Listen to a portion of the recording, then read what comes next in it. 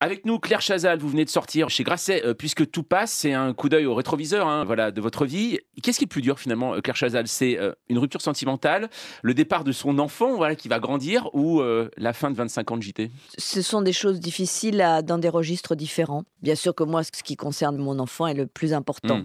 Donc c'est mon souci premier, ça occupe évidemment le centre et de ma vie et de mes pensées. Bien sûr que la fin d'un professionnel, ou en tout cas la fin d'un épisode très important qui était 25 ans de journal à TF1, j'en avais fait encore avant Ouais. sur Antenne 2. Évidemment que ça a été violent, que ça a correspondu à une frustration, sans doute à une forme de sentiment d'injustice aussi.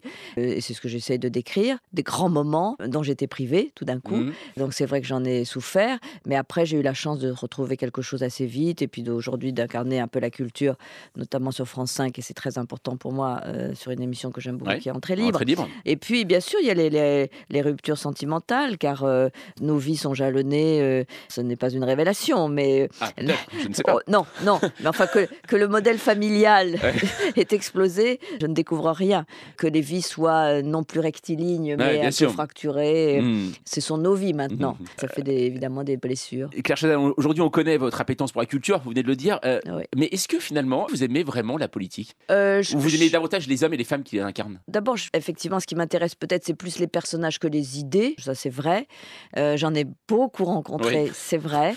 Mais depuis que je suis journaliste, c'est-à-dire grosso modo depuis 81, puisque je suis rentrée à ce moment-là au Quotidien de Paris, comme journaliste de presse écrite, et j'ai vraiment aimé passionnément ce métier à cet instant-là.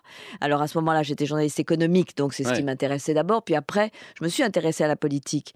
Mais pour dire les choses, aujourd'hui, c'est vrai que la culture est plus mon centre d'intérêt que la La politique. politique, ouais. Même si je le suis et que les dernières élections, dont j'ai été un peu privée en tout cas, Ouais, enfin l'année je ne l'ai pas dernière, ouais. couvert, Ouais, voilà, ouais. cette élection présidentielle un peu incroyable, un peu chamboule tout, avec la découverte de ce personnage qu'on connaissait mal, Emmanuel un Macron peu, donc? voilà, héros de roman, jeune homme charismatique. Mmh. Évidemment, on a suivi ça avec passion. Et là, j'étais un peu privée de ces débats et j'en étais un peu frustrée. Et c'est amusant que vous disiez ça parce que c'est vrai que votre premier livre, c'est une biographie d'Édouard Balladur. Oui. Qu'est-ce que vous pensiez à l'époque des critiques à cet égard? Notamment les Guignols, vous n'avez pas épargné en disant, voilà, «Ah les fans d'Édouard Balladur» et cetera. Ça a été difficile ce moment Oh ou? non, ça n'a pas été difficile, je les comprends très bien, moi, ces critiques. Il se trouve que j'ai écrit une biographie d'Édouard Balladur parce que je l'ai beaucoup côtoyé quand il était ministre des Finances, Oui, entre 86 et première 88. cohabitation. Bien sûr. Et moi, j'étais journaliste économique, je passais donc mon temps au ministère des Finances et c'était encore André de Rivoli.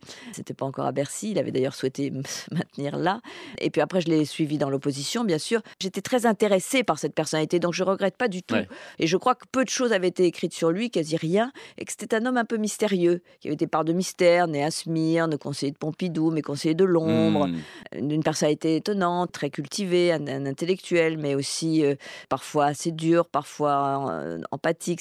Et c'est toujours, je crois, une personnalité intéressante. Il est devenu Premier ministre, j'ai sorti le livre, bah, j'en étais très heureuse, et on a considéré que c'était une biographie qui n'était pas très critique, soit. Alors une dernière chose, Claire Chazal, à propos de vos nuits, parce que vous parlez dans Puisque tout passe aussi des rêves, et il y a Oui. une chose, on découvre, finalement, et ben en fait votre fantasme, en fait, c'est Mick Jagger en fait. Ah Le bah, chanteur des Rolling Stones. c'est une découverte aussi pour moi. Enfin, c'est-à-dire Ah c'est ah d'accord. sinon, mais si tant est que les rêves aient une signification, Dans un hôtel à New York, Mick celui-là, Jagger. je l'ai décrit parce que je l'ai trouvé très précis, très construit. Ce que j'ai beaucoup aimé, et je pense que c'est ça que je rejoins. D'abord, j'admire énormément Mick Jagger, Ouais. qui a une longévité extraordinaire, un talent fou, encore une énergie à cet âge. Moi, je l'ai vu sur la scène du Stade de France.